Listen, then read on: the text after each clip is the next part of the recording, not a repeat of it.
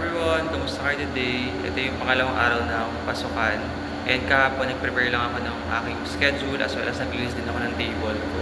And for today, i-verify and ipapa-approve ko rin yung na-plot kong schedule for the whole semester. And share ko lang sa inyo na meron akong nabiling bagong bag sa TikTok shop. Ito siya. Yung ganda.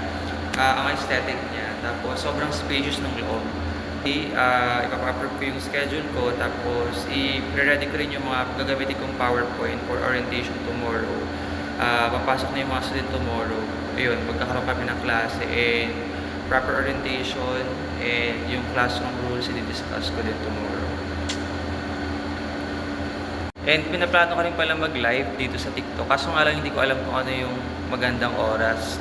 Kaya kung gusto nyong manood, mag-comment kayo ng most preferred time nyo para makausap ko kayo or makipag-communicate sa inyo through live dito sa TikTok.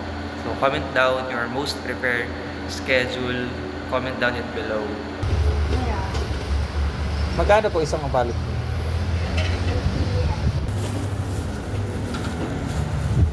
Usually, ang ginagawa ko, nagbabaon ako ng kanin.